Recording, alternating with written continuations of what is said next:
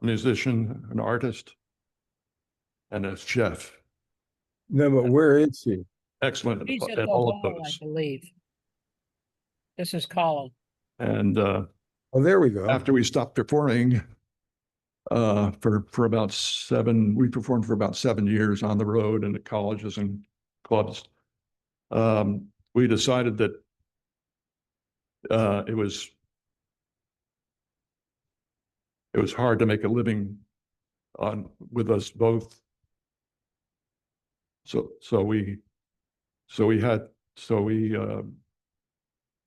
she went and did her thing, and then I went and did my thing.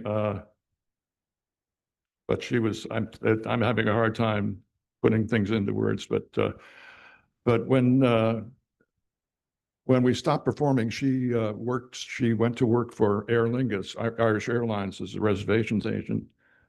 And as a result of that, we got great deals with flying. I mean, she flew all the way around the world. When we were in Bangkok or something, she flew on to Saudi Arabia, wherever it was, but I had to fly back because I had a gig back in the States. So that was really interesting.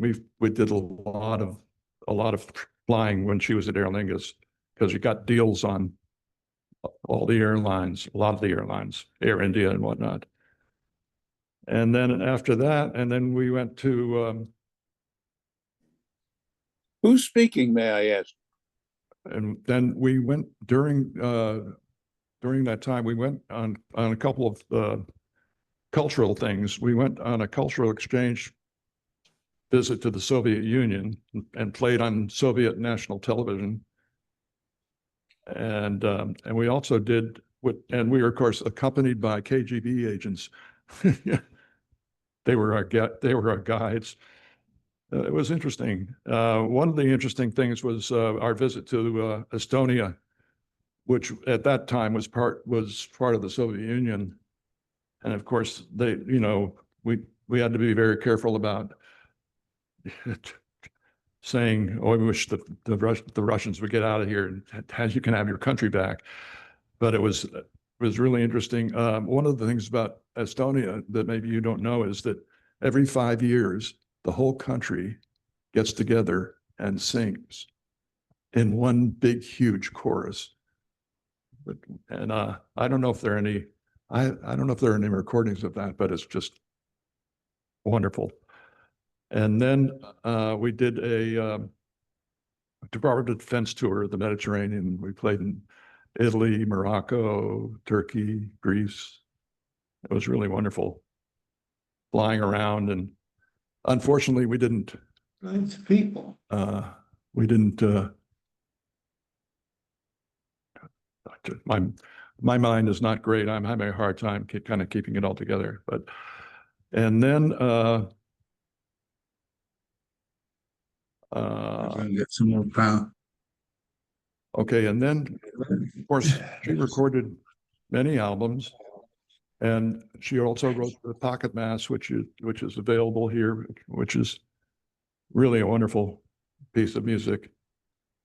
And what else? Okay, she also was very supportive of the Southern Poverty Law Center. She donated to them for years and was very much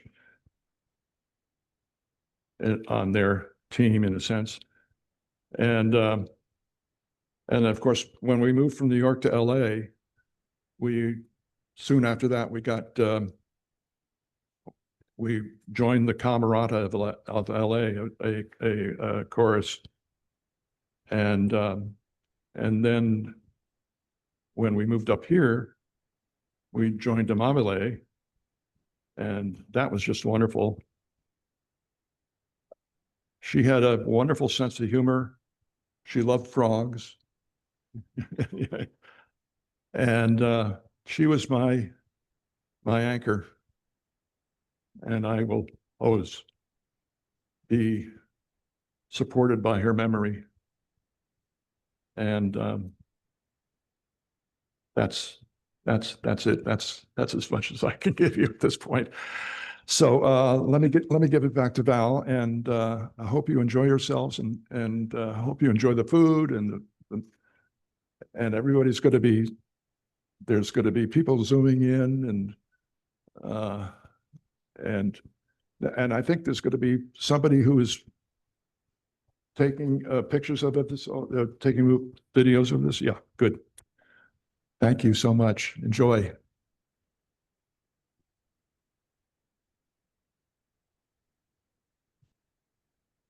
Thank you so much, Jerry. Let's all keep our fingers crossed that the internet holds out for everyone on Zoom. And I want to welcome to the stage now Amable Choir.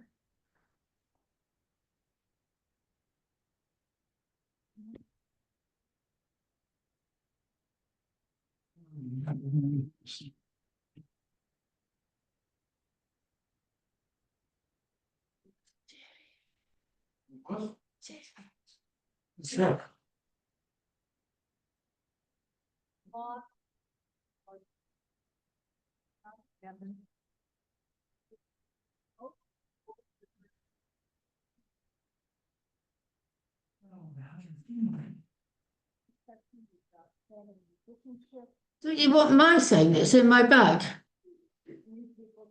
Tim? Don't you want my thing that's in my bag, no? No, I can't. Oh, it is yours, that one. Yeah. Well, it's in my bag. Need all that. Oh.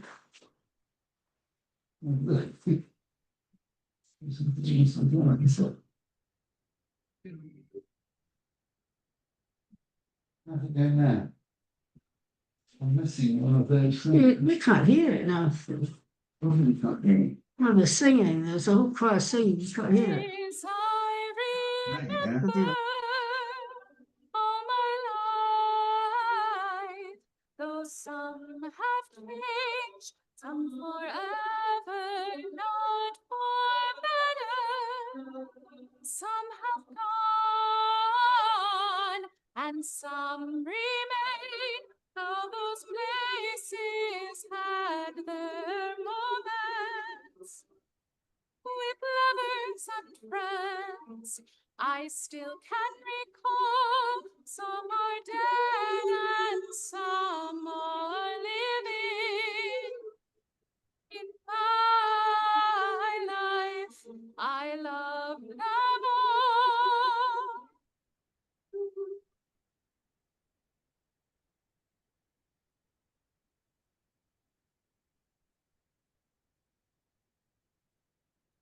But of all these friends and lovers, there is no one compares with you, and these memories lose their meaning when I think of love as something new, though I know I'll never lose affection for people and things that went before. I know I'll often stop and think about them. In my life, I love you more.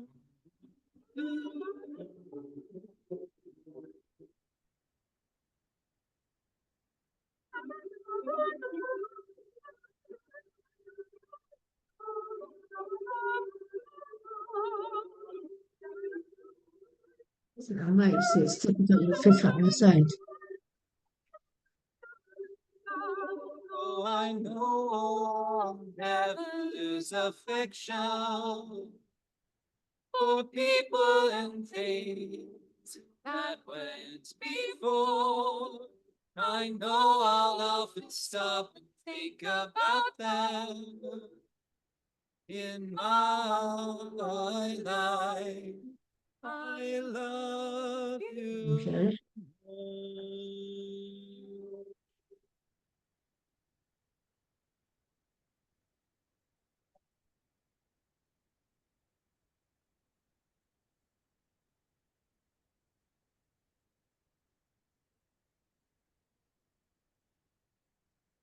Look, I was sitting on the stage. Uh-huh. It's okay. Because he said, move.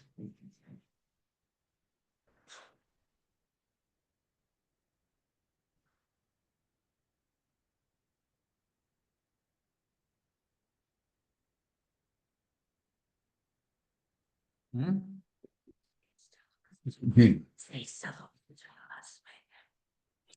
Norma, why don't you He mute? said so since we last met. Norma, why don't you everyone. mute? It is so lovely to be here with all of you. That was absolutely beautiful. I remember that Jerry posted, just before Ron passed away, Jerry posted a video on his Facebook of a choir singing at Ron's bedside. Was that this choir? That was beautiful. Thank you. My name is Rebecca Beckstrom, and I'm one of Ron's nieces. Ron has 3 brothers. My dad, Peter, is the youngest of those 3 brothers. And I appreciate the opportunity to take a few minutes to express my love for Aunt Ron.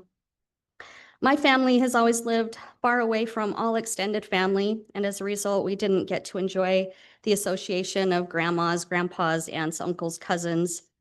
And in my lifetime, I only saw Aunt Ron and Uncle Jerry just a handful of times. And you might be wondering how, if we didn't spend much time with her, how could we have felt so close to her? Well, the fact is, Ron just had a special way of making you feel important to her. And I'm sure that many of you would agree with that. She was open and genuine, and on those rare occasions when I was with her, she made me feel like there was no one else in the world she'd rather be with. What a gift. There were a few times over the years when I made a trip west to visit, and she was always so gracious to let us stay with her and Jerry. She would cook for us. My favorite will always be the chicken and dumplings that she made, which I have never been able to duplicate. 12 years ago, when I was remarried, she and Jerry made the trip out to attend our small wedding ceremony, and it meant so much to us to have them there. And not only that, but they stayed a couple days extra while my husband and I were on our honeymoon to take care of my obnoxious 4 children, which I'm sure was an adventure for them. When I asked my siblings what they remember most about Aunt Ron, some of the things that were said were, Aunt Ron made me feel special. She always gave thoughtful and meaningful gifts. She was a good friend to me and always had an interesting opinion or point of view that I had never considered before. She made me feel seen and heard. She accepted me for who I was, regardless of my beliefs or lifestyle.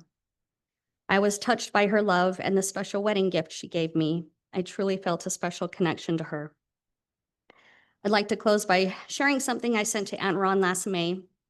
So every year for Mother's Day, I like to send greeting cards to all of my favorite women, whether they're mothers or not. I just love sending Mother's Day cards to women, and she was one of those women that I would send a Mother's Day card to. So this is what I sent her. I said, "Hi, Aunt Ron, happy Mother's Day. Normally, I send out Mother's Day cards to all my favorite women for Mother's Day, but this year, greeting cards weren't in the budget, so I'm sending out Mother's Day emails instead. I know, not as fun, but I do hope that you feel the love just the same. I just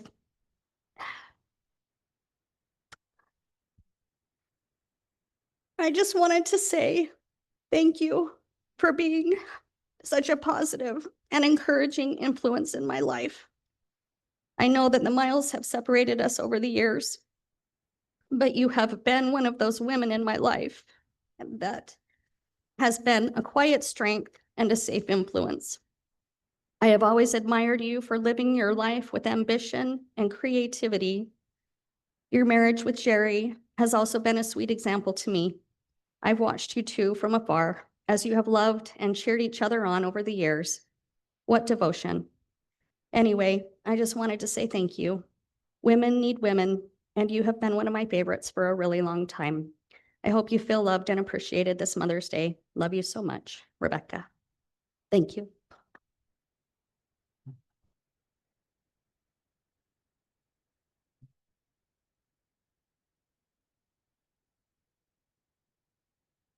They shouldn't have, I should have thought about the fact that I'm a crier when I realized I was going to be emceeing this.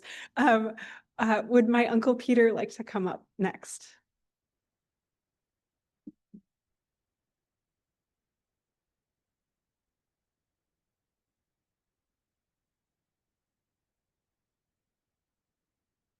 Just to let you know, Raun was a very special sibling to me. I remember her even before I was 3 years old. And she's been a special part of my life until she passed away. And this elegy is in her honor.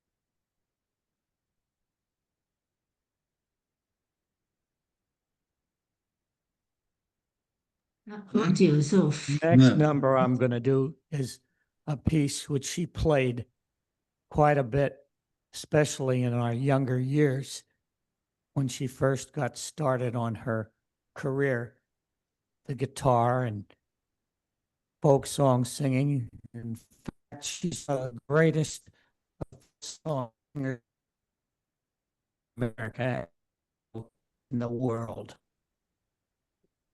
And this is a piece.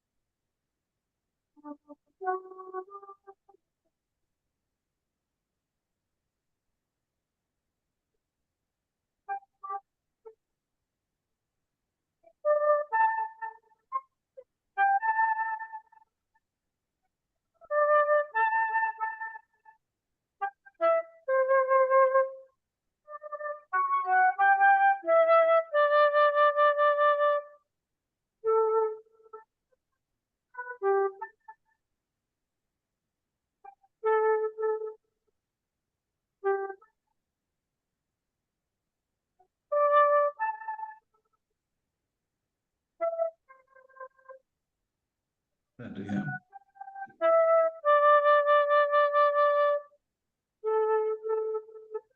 Is that JD. Huh? okay. What? Say. Well, they won't have the light on, so. No, it's fine.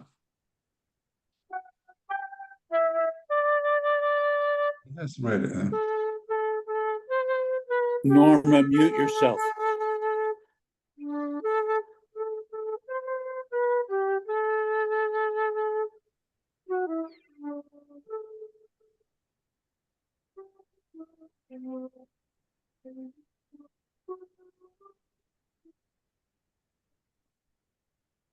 There's something wrong with them. This bit.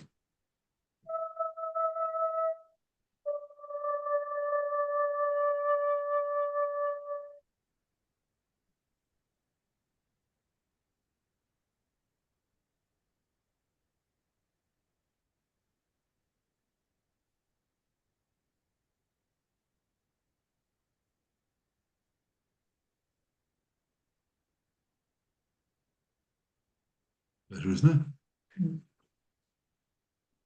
Bear with us. Next, we have Judith Svyman on Zoom, so I'm going to make sure we can hook this up so it doesn't do that.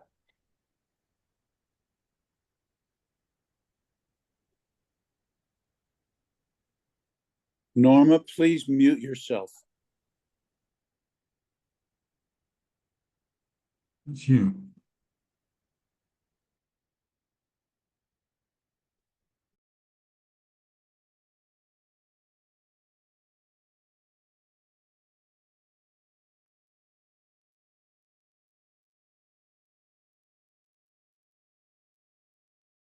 I'm not sure we have Judith on Zoom. So Rick, would you like to come up? This is Rick Reskin.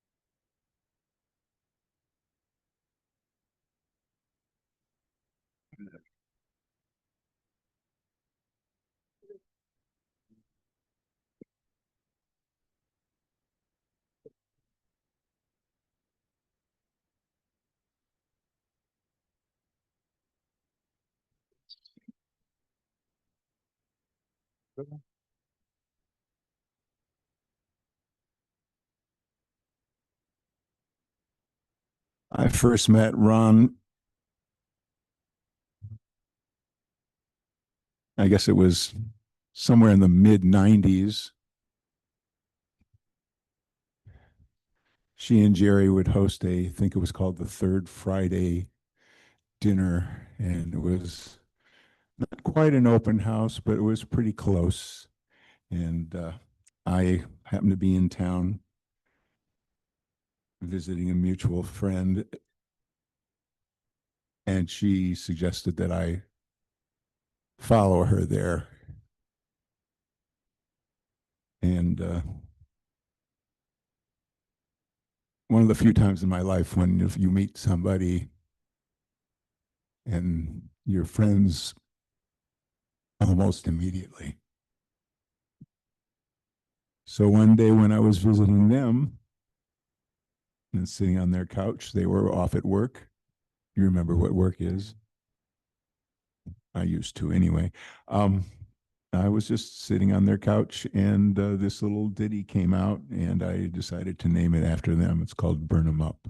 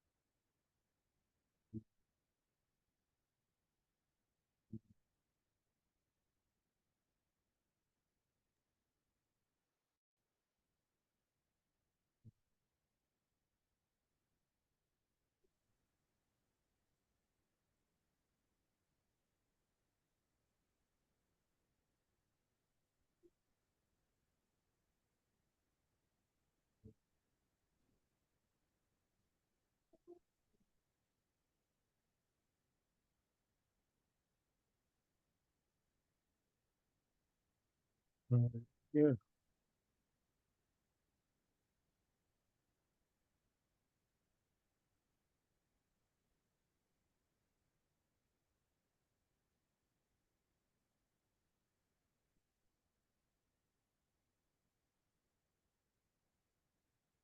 Dee, would you like to come up?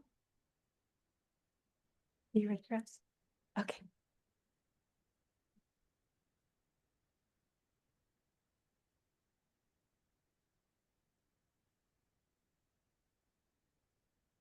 Do you prefer to sit?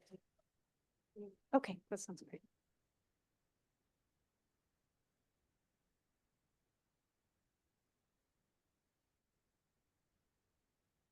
Thank you. I'm Dee Owen. I'm Kit Burns. We're two of Ron's oldest friends since junior high school. I first met Ron when I moved to Devon, Pennsylvania, and I didn't know a soul. And I had to go to a new school. This is very hard when you're in ninth grade. But I met Ron and a bunch of her friends, and somehow I got through the year. And we've been friends ever since. Then when I was 16, my dad remarried, and suddenly I had a stepsister, Kit Burns, and a stepbrother, John Howard. And I next, but anyway, let me Kit tell you how she met Ron. I came to a new school at 16, and Ron adopted me too and made it possible. She was relentlessly creative. She played, you may not know this, she played the glockenspiel in the Conestoga Marching Band, as well as the guitar, but she did so many creative things. She was also full of personal power. I felt her leadership oozed out of her.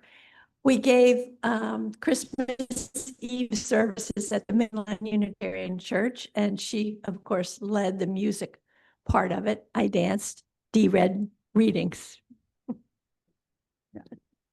And lest you think this is just a sisterhood, when Brother John took a year off from college and moved back to Devon, he and Sterling became fast friends. And later, even our mothers became friends. We got a little nervous about this. And that concern was evident when Ron's mother called Ron and asked her the proper way to serve joints at a dinner party. Ron said, on a silver tray, of course. This was Ron.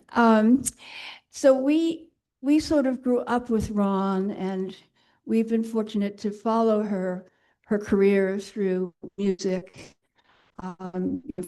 Well, starting, we were groupies from the high school and college, and we bought every record and went to every concert we could. She started singing in the coffee houses in Philadelphia, and then later in New York in clubs. We followed her to the folk festivals, and it was marvelous. And Ron and I overlapped for 4 years in New York City. And she was, we were buddies, and we, went out together. And I knew the night we went, she insisted on going to a particular club. And she kept telling me how really great the bass player is. I knew something was afoot. And not very long after, she asked me to be her bridesmaid. So we've had quite a trip together. There are many tales. Invite you to the Newport Folk Festival. Oh. That was one of the highlights of my life. We got to sit backstage with all the big kids. Like who? Oh, Pete Seeger, Joan, Dylan, those people. It was fabulous. Anyway, I guess, we've been separated by miles and long absences, but we've all stayed in touch. And so I have to say, McKinnons, Burnhams, thanks for the memories. It's been grand. And Ron, we'll hold you always in our hearts. Thank you.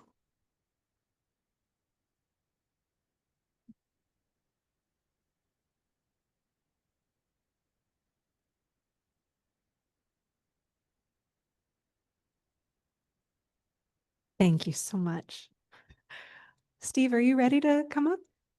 Excellent. All right, we have Steve Smulian next. Steve Smulian.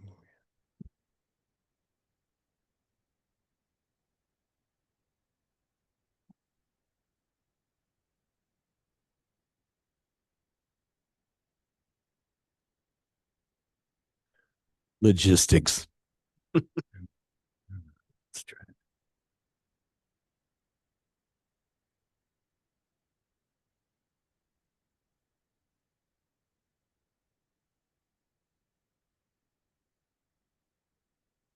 You got that? Okay. I met Ron in 1963. I was still in high school, and I was kind of a baby folk singer. And she was playing at a little club in Baltimore called the Flambeau Coffee House. Anyway, for some reason, we kind of glommed onto each other a little bit, and she became a really good friend. And Ron was the kind of friend that you could talk to her and be in the middle of a conversation and would happen, you had to leave. And a year later, you could run into her and pick up that conversation right where you left off. So yeah, we had a really, really nice relationship as friends. She was just terrific. But I didn't realize how close we were in those days until she met Jerry. And when she and Jerry decided to get married, she called me on the phone. And I said, "Hey, Ron, what's up?" And she said, "Well, Smulian, you missed your chance." Not that I ever had one. Oh. The song I want to do is called Julie's Dancing. I played this for a friend of ours who's a dancer, and she looked at me and she said, "Well, was Ron a dancer?" And I said, "No." She said, "Well, she sure understands dancers." And I never really knew the impetus for her writing this song, but it's a wonderful tune. Anyway, I hope you like it.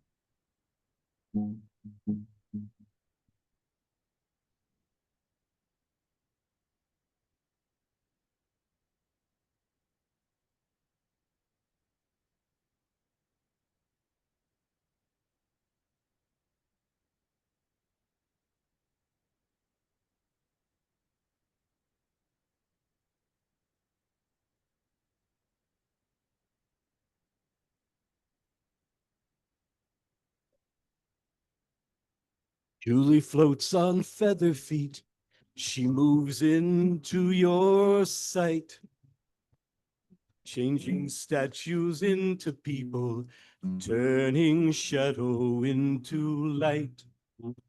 Sacred to her is her mission, speaking with the dead, with the bending of her body and the nodding of her head.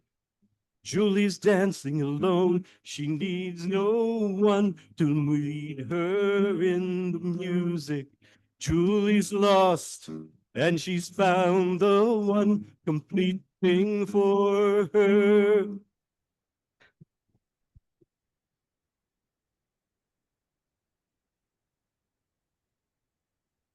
When Julie smiles and shatters rainbows, only she can dance. She gently lifts her hands and talks herself into a trance. Perfect is her happiness. All the joys come from within, and no one knows. They only see her step and sway and spin. Julie's dancing alone. She needs no one to lead her in the music. Julie's lost, and she's found the one complete thing for her.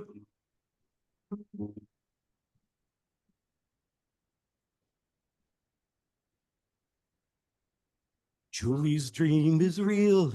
She is a living fantasy. A dance to death, a dance to life, for everyone to see. She'll dance and turn the earth, and she'll set the stars in line. Her feet move for destiny. They toe and tap for time. Julie's dancing alone. She needs no one to lead her in the music. Julie's lost, and she's found the one complete thing for her. Julie's dancing alone. She needs no one to lead her in the music. Julie's lost, and she's found the one complete thing for her, complete thing for her, complete thing for her.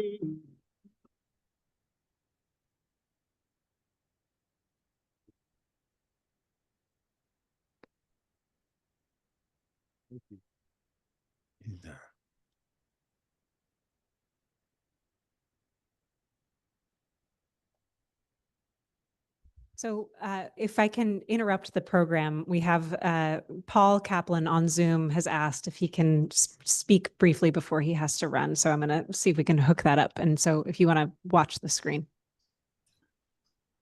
Okay, can you hear me?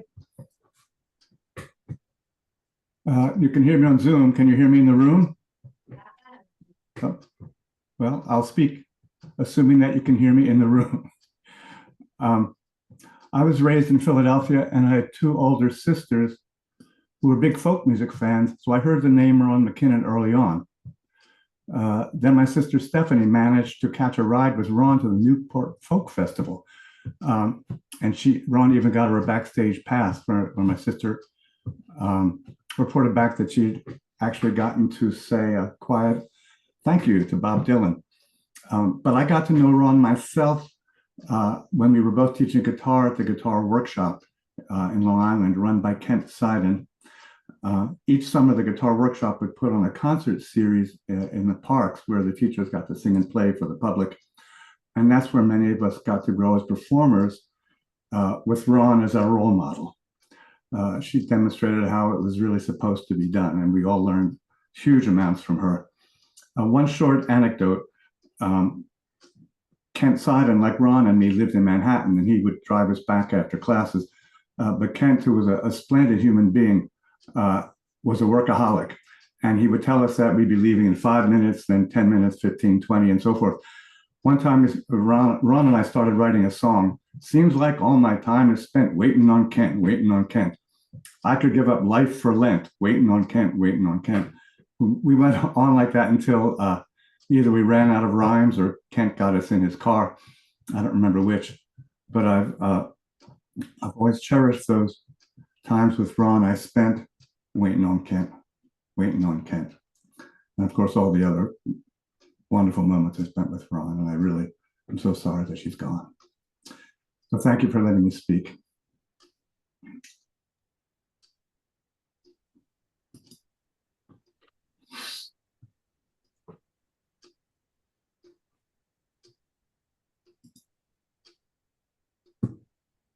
Next, I'd like to welcome Peter and Linda.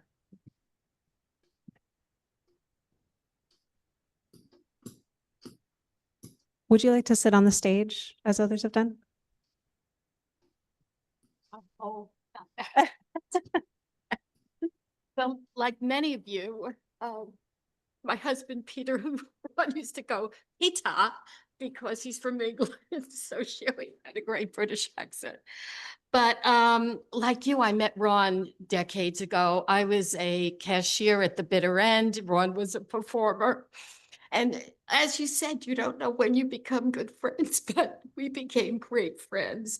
And as I was putting together some, thoughts for this reflection, I realized how much she had affected my life in so many ways.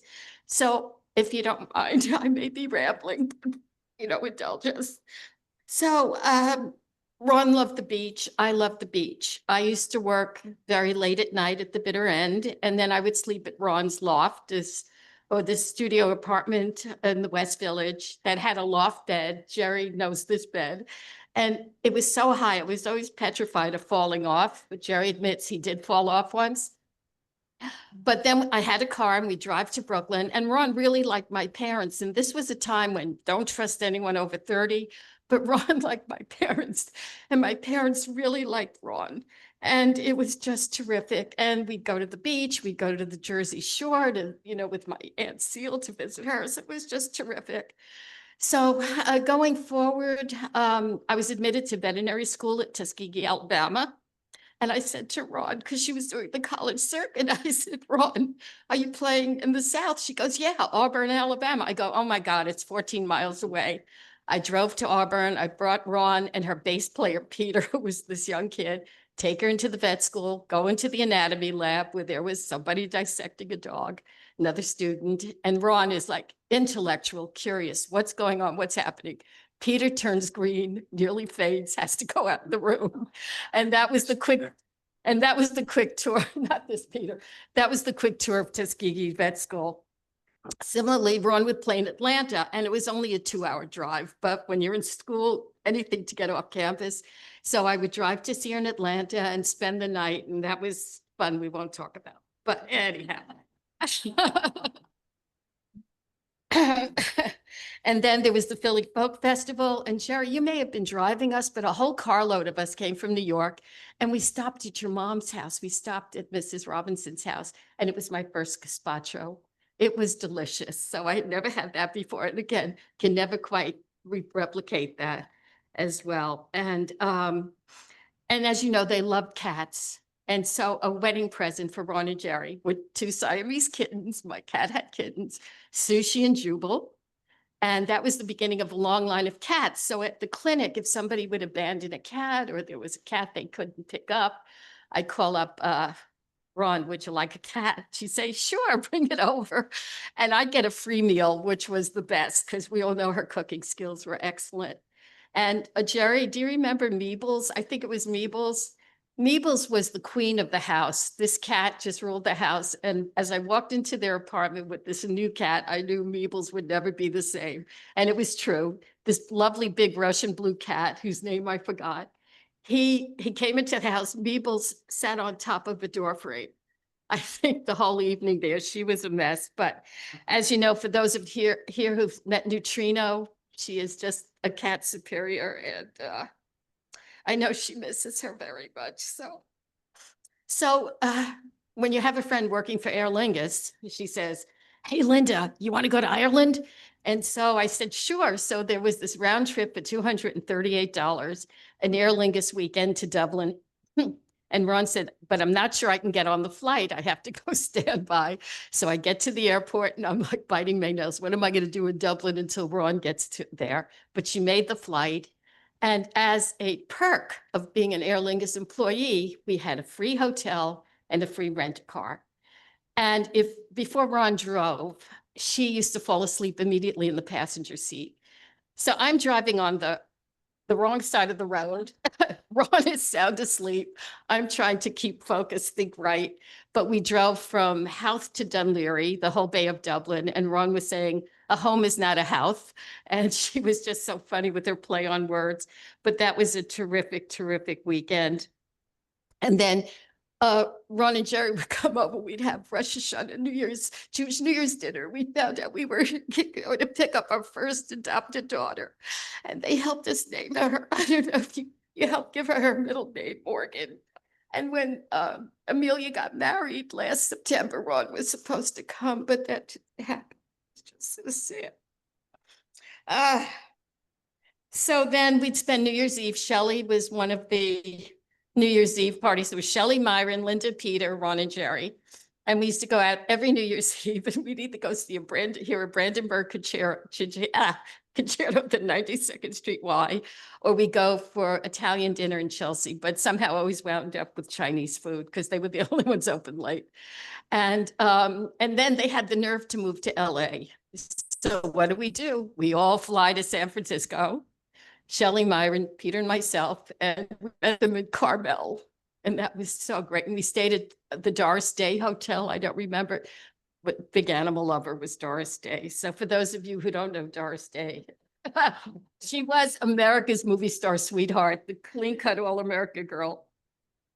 So that was so great. And then email was first starting, and Ron was so great on computers, and I was lost.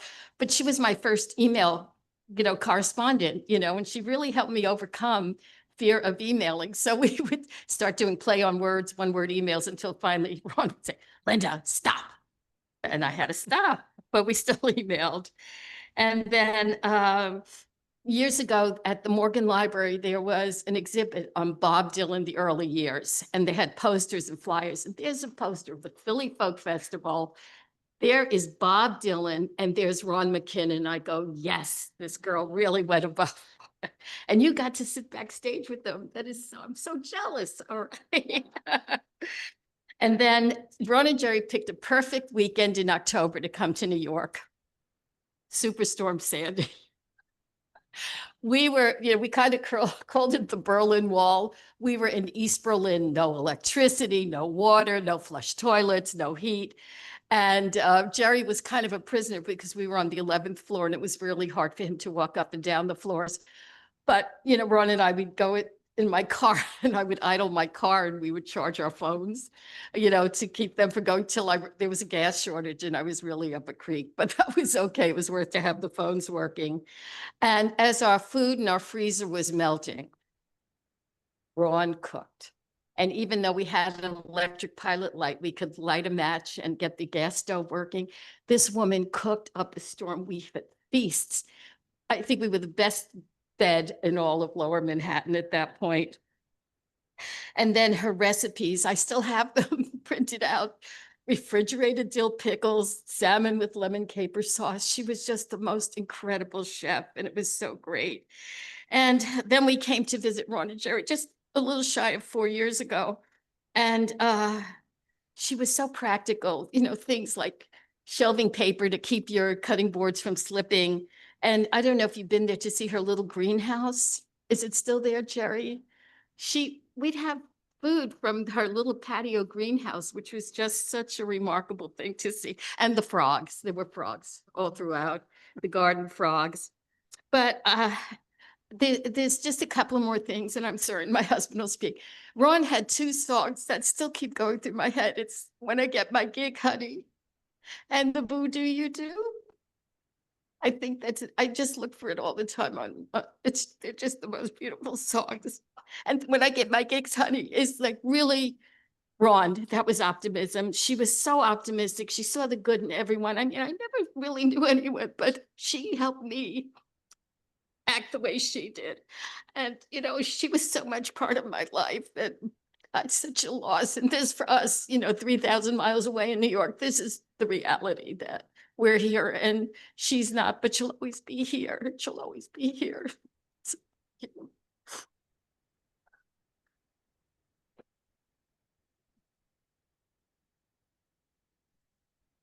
Well, I met Raun about 45 years ago after I met Linda, of course. That was the introduction to Raun. And, what a character. We all of us realized what a wonderful character that she was. I didn't get to know her talents initially. I heard about her being a musician and she was at the airline and so forth. And I came to New York. I didn't know anybody when I came to New York, by the way, nobody at all. I was just totally on my own. But fortunately through a lady who helped me get started here, she introduced me to Linda, and then my life really blossomed from there. And of course, meeting people like Raun as well, it was quite something.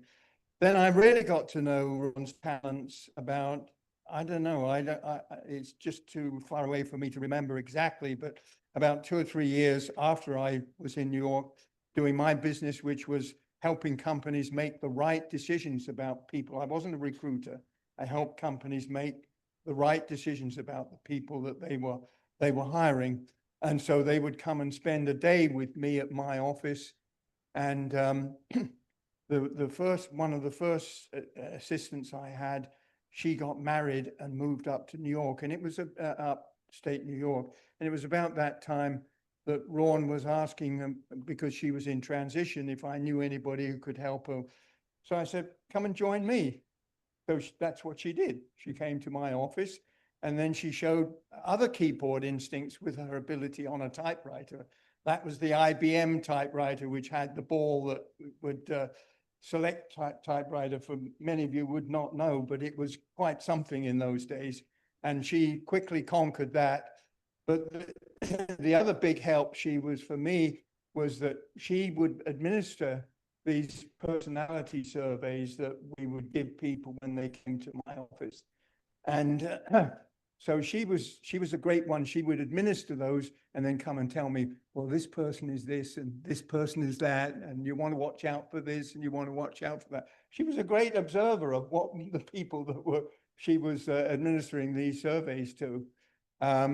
And I think it was about a year or so after that Jerry was going off to LA, and Raun was going to leave him. So unfortunately, I had to find somebody else. But she was a wonderful person to have around in your office, that's for sure, with her sense of humor.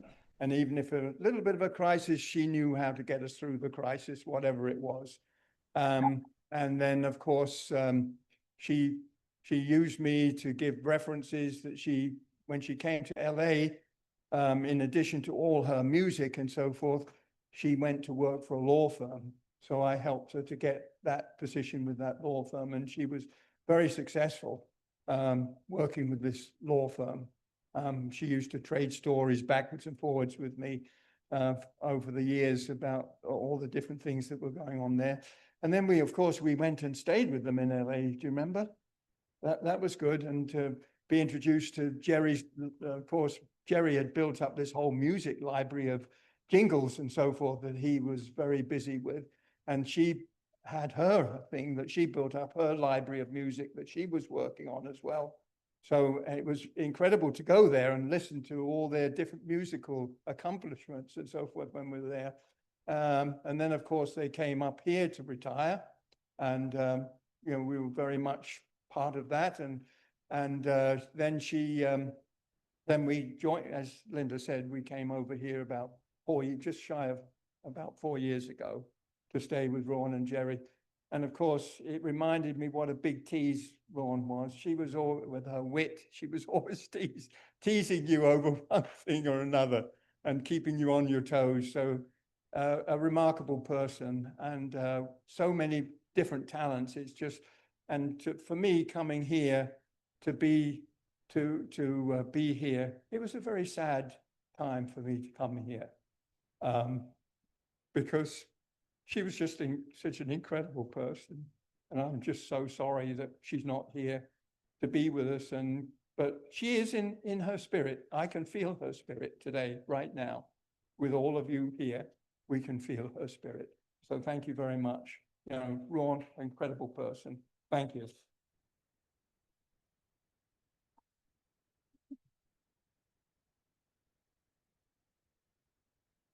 Thank you so much. Ginny, there you are. All right.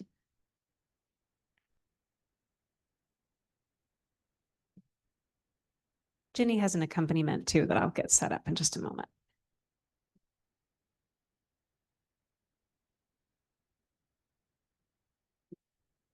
Thank you.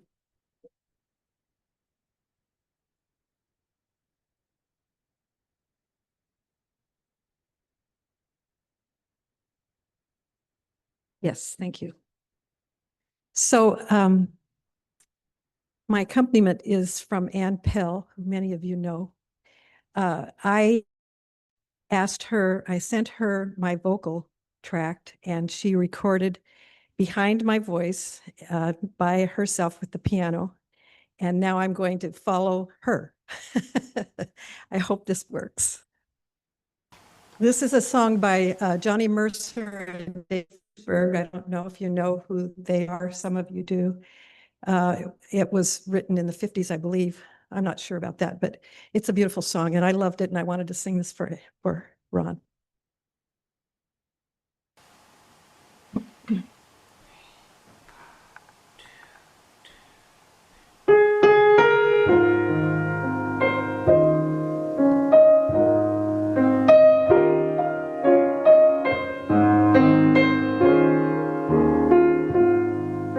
In the evening,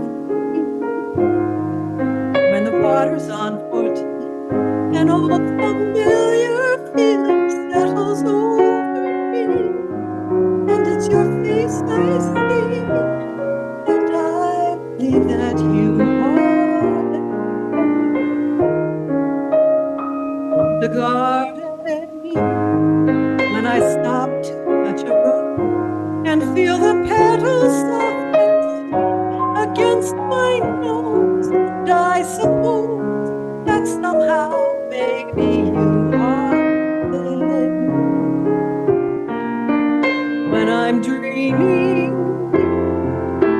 and I find myself awake without a warning, I rub my heart aside.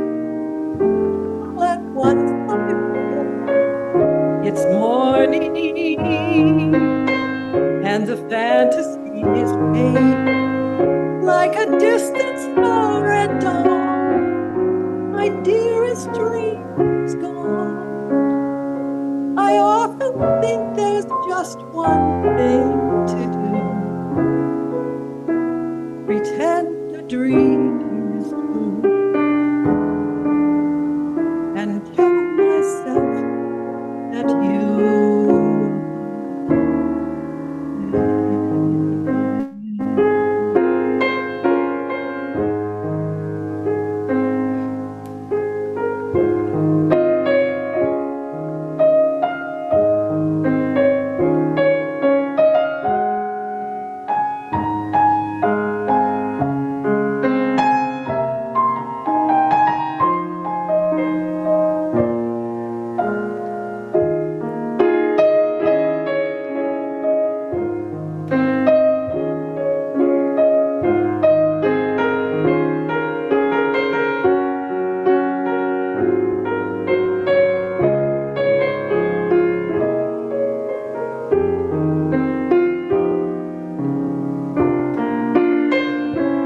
when I'm dreaming and I find myself awake without a warning,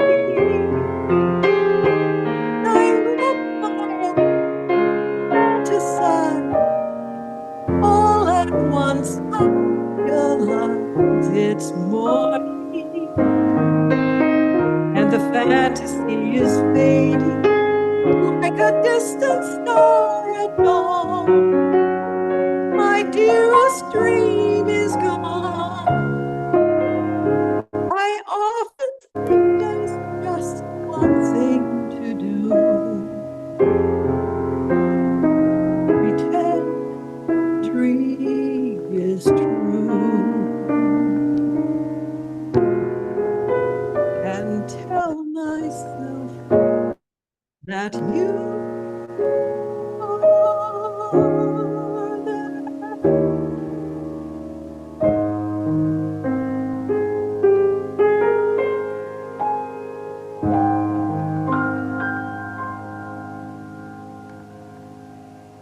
Thank you. Thank you. Okay.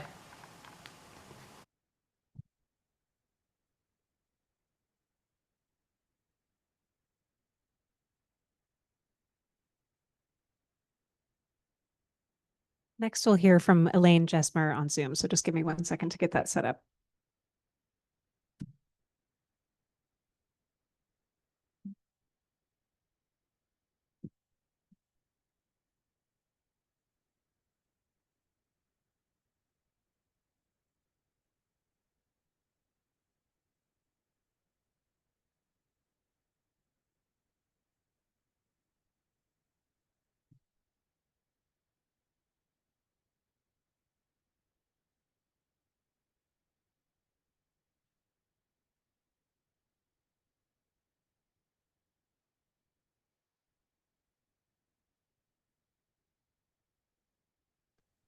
Can you hear me?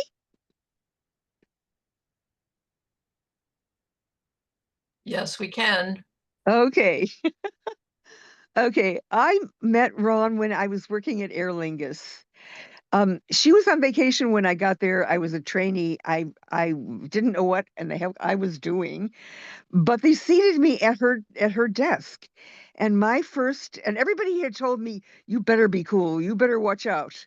You better not do anything that would piss her off. So I was ready for whatever. And one day there was a voice at my shoulder that said, "What are you doing at my desk?" And I went, "Oh my God." So that was that was my first reaction with Ron. Um, but the thing about Ron was what we were unlikely friends, but the music, when I heard her sing, I had worked with Ray Charles, I worked with Marvin Gaye. I knew music and she was there. She was among the best. She was a musician in the truest sense of the word, and that drew us together and we stayed friends. And then I got to meet Jerry, and they lived in LA finally. And when I came back to LA, I left New York, came back to LA, and they moved here and I dined at their house. I remember they had a chicken that a torturing chicken that used to come and just be at their house and annoy everybody, and everything was fun with her. Everything was unexpected and fun and just the best time. I can't even imagine a better friend. She was my dearest friend. I loved her so, and I miss her all the time.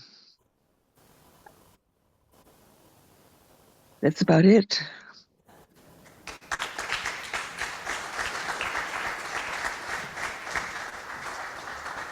Thank you, Elaine. Kevin, are you here?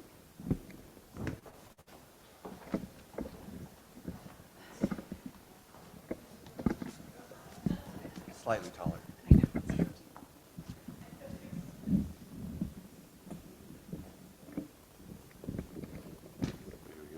That's great. So I met Ron through Amabile and sat in the tenor section with her. And do I miss the ability to cheat off her amazing voice and always have the right note because she always had the right note? Yes, I do. But I miss her more. I still go to every rehearsal and I still look around to see if she's come in yet. And I just cannot stop myself from doing that. But as Peter Arthur Smith said earlier, you can feel her spirit in the room. I swear when that door opened, I thought, here she comes. Because there's a whole bunch of people here and saying nice things about her. I guess she should show up. But anyway, this is a song of leave taking. Oh, Danny boy, the pipes are calling from glen to glen and down the mountainside. The summer's gone and all the flowers are dying. 'Tis you must go and I must bide. But come ye back when summer's in the meadow, or when the valley's hushed and white with snow. 'Tis I'll be there in sunshine or in shadow. Oh, Danny boy, oh, Danny boy, I love you so.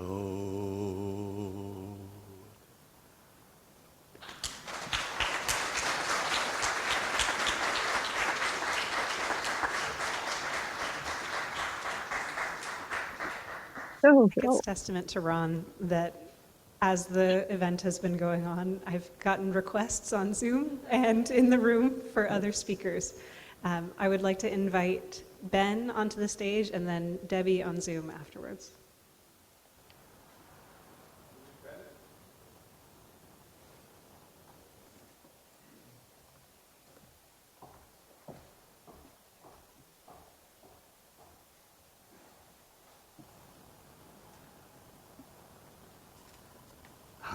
I'm Bennett Kelly. First of all, I want to say you've all been wonderful and it's been very moving and touching. Ron asked me to perform a number by Marcel Marceau, and no, just kidding. That would be exactly what she asked. I'm a lawyer in Los Angeles, and I have a firm that specializes in internet law. And in 2009, the firm had opened a couple of years, and I had a client that did games, online games, and Meteor Games was the name of it. And I went there for a meeting, and we were there to talk about trademarks. And there was a woman there, and who was very knowledgeable about everything. And I thought, wow, they didn't tell me they had another lawyer. And that was Ron. I mean, I was just impressed right away. She knew her stuff inside and out, and I wasn't sure who knew more in that meeting. But like any startup game at that time, they went under not long after, and they started downsizing. And so she called me in 2009 and said, "I've just been laid off. Can I work with you?" And so that started a 15-year relationship where she would work with me on certain matters, and she was so meticulous and knew trademarks so well. I liked having meetings with clients, and most of them by phone, and I got to do the easy part, and be the charming part, and get what they wanted, and get a sense of what the project was, and then Ron could just jump in with the meticulous stuff, and help close the deal. So she was really a joy to work with, a very gentle lady, and a very sweet lady, and I'm really glad to have had the opportunity to work with her. I'm going to close with one story. I had a radio show called Cyberlaw Business Report, and which I hope none of you ever heard, because we were around for about 10 years, but I was doing a segment on Kickstarter and how people were using Kickstarter to fund different things. And the first segment, ironically enough, was about these people who were raising money to do a film called Sonicscape, which some of you may be familiar with. It's all about how the NBA kind of stole the Seattle Sonics and moves them to Oklahoma City. And the second segment was Ron, talking about Pocket Mass. And Ron was such a multi-talented person, and she just reminds you that life isn't just one thing. Life is many things. And, to live life is to use your talents, to do what you love. And that's, I think, what she leaves me with. And I'll definitely miss her. And it was a great opportunity to work with someone so kind and wonderful as her. And my condolences to Jerry, who I've known over the years. And I guess I'm a fan of quotes, so I'll leave you with one that I think that kind of encapsulates her. And it's from Mae West. And it's, "Life is short, but if you live it well, once is enough." So, thank you.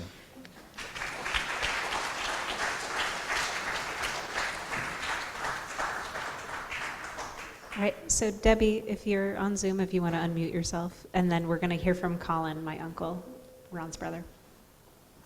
Okay, so am I there? Okay, so I should just start talking? Okay, so I met Ron when I was 15 years old.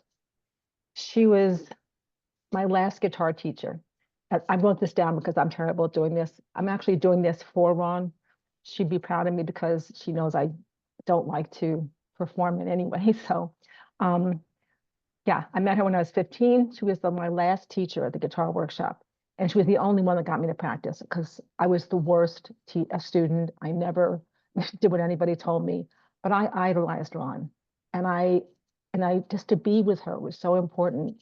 And she encouraged me to write songs, and I did. And she played one that I wrote in a show that I actually went to. She opened for John Sebastian. I think I was 17 or 18, so this was really big stuff. And she told me I shouldn't be a lawyer, that I should be a songwriter. I think it was lucky that I didn't take that bit of advice, but I took a lot of Raun's advice. Years later, I got in touch with her. I had written a story about her, and my son encouraged me to send it. And she liked it, and she was in New York on one of her visits, and she came to my house. And a new relationship was born, sort of a little more adult. And several years later, my son went to California. It was the first time he'd gone to California, and he was supposed to stay with a cousin of mine. So he went to California, he calls me, he's like, Mom, I can't stay here. He doesn't know what to do with me. I don't know what I'm going to do. So I didn't know what to do either. I called Raun somewhat audaciously, and I said, look, Jeremy's in California. I can't stay where he is. And Raun and Jerry took him in for a week. They took him everywhere. They introduced him to people that he thought were so cool. He told me he thought that Raun must be his real grandmother because she was more like me than my own mother was.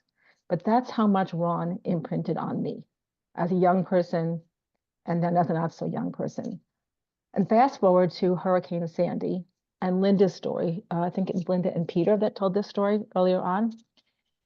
They needed a place to stay because they couldn't stay, I guess, at Linda's. And she called me and she said, I think this is a bit much of an ask, but can I stay with you? Because I live in Brooklyn and we have power. So she and Jerry came and stayed with us for about 5 nights and in Brooklyn. And she and I stayed up late every night talking. And it was my teenage fantasy come true. I never lost touch with her, and I miss her tremendously. I'm hoping that she knows how much she meant to me and my son now, and how much strength she gave me when I needed it. And that's it. I miss you, Raun. I really miss you.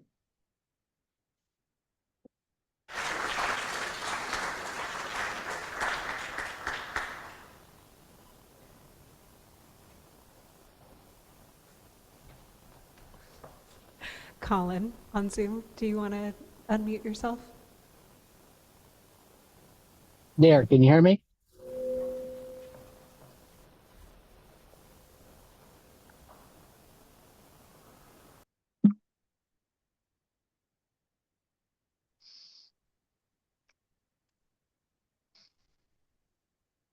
Thanks so much.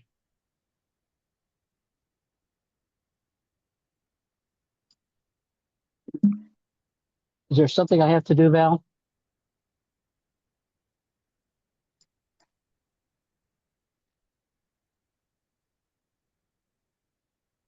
I'm a terrible speaker. Colin, go ahead. Okay. Can you hear me? Can you see me?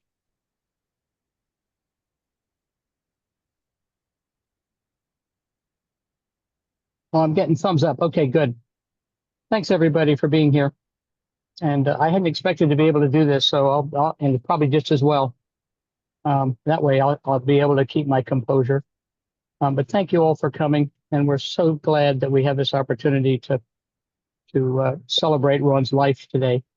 And just a little quick background: my wife Terry and son Corey. We are full-time RVers, and we had the good fortune to be working and living up in Sequim, Washington, so we're nearby. And as fate will have it, or as God will have it, we were nearby. We're only 40 some miles away, and we had an opportunity to spend a whole lot of last summer with Raun and Jerry, and then we were blessed to have been able to be with Jerry and Raun during her final days in October. And but the main thing I wanted, I have wonderful memories of Raun and the years. We're a little bit like Peter, and and his family. We never were close, but we always had visits, and we had visits with her in New York when they were there, and visits with her, but we were always nearby, and that was such a blessing. But the main thing I wanted to do, and I don't know that I can link it, so I'm not going to even try, but I want to tell an anecdote because it's one of the high points of our time together. We were living in San Diego at the time, and Raun and Jerry were in Los Angeles. So it was only, 120 miles or so. And that was really not too far to make trips. But anyway, this was many years ago, and I can't remember exactly, probably 15 or so years ago. But my son, Corey, who's a musician himself, and he needed to have his amplifier repaired. And it turned out that the only place that could do it was where it was manufactured, which was in Los Angeles. So we got in the car one Saturday morning and headed up to Los Angeles. And I don't think we even had there was no advance warning or anything. And I think Jerry was working that day. It may even have been a weekday. I don't remember exactly, but we got up to Los Angeles and we dropped the amplifier off at the factory, and then called Raun and said, "Hey, Raun, can we drop by?" And she said, "Sure, come by." And now my memory is telling me there wasn't any advance warning. I think Jerry was working that day, but at any rate, we went over and she graciously let us in, and we sat down at her kitchen table in L.A. And I hope some of you remember her kitchen table, their kitchen table in L.A.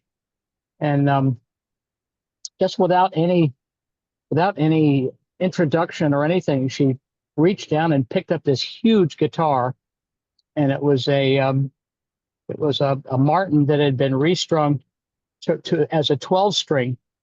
And she quick told us a story about it. And I don't know, my memory is now bad. I don't remember all the exact details, but it had belonged to the husband of a good friend of hers who lived nearby. I don't remember his name though. But anyway,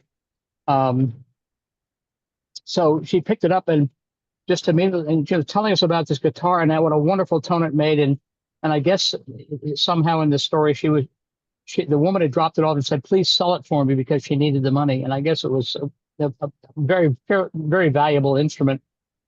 And then she started to play, and she continued to play. And I had my cell phone with me. So a few seconds after she started playing, I just picked up my cell phone and pointed it at her and recorded it. And the thing she played was a song called Fast Train.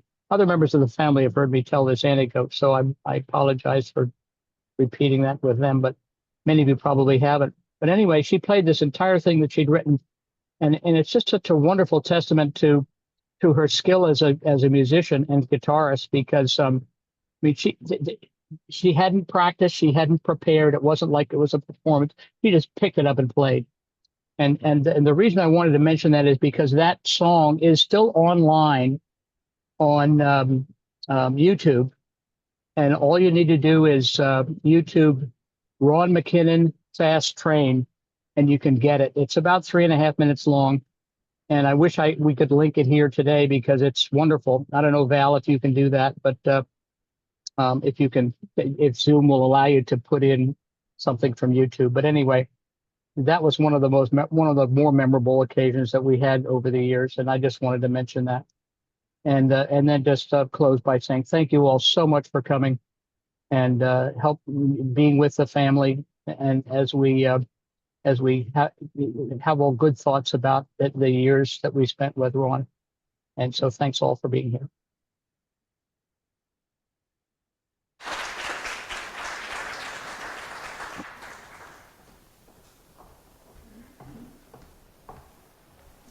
I will link that to the Zoom. For those that are in the room, I want to let you know that food is ready. And when Jerry and I talked about what we wanted today to be, Jerry said Raun wanted a party. So let's have a party. There's a piano here. I've counted, I think, 3 or 4 guitars. We have another keyboard that we could set up if we wanted to. And I think it would make Raun very happy if we continue to make music. But also, I don't want anyone to feel like the sit down, everyone don't speak while the speaker is speaking, part of the event is over. These will be the last remarks as far as that's concerned, I'd say. And before we get down to it, I just want to close by saying a deep thank you to Raun for being an incredible aunt. And Raun was the kind of hostess that she always made sure her family and her friends were well fed, well entertained, excellent stories, excellent company and jokes, and beautiful flowers. And I feel all of that in the room today. So I want to say thank you to Zach and Leah from Sage and Steel in the back, who are catering our event today. I want to say thank you so much to them. I want to say thank you to Wandy and Isla and Rose and Andy and Marlene and John for arranging the flowers today. Wandy, what's the name of the flower? Are we done? I don't know. Bloomst for the flowers. They're beautiful. If you'd like to take a bouquet home too, I think that would be just fine. And the last thing that I'll say is that it's Jerry's birthday today.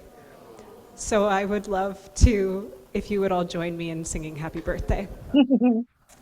Happy birthday to you. Happy birthday to you.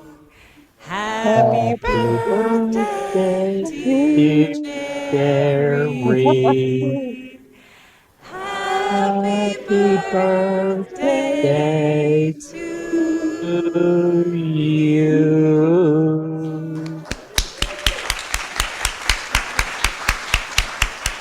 Happy birthday, Jerry. Thank you all. Okay, last thing. There was a butterfly that was just hanging out at the front, so I also thought that was Raun making sure that she was here with us as well.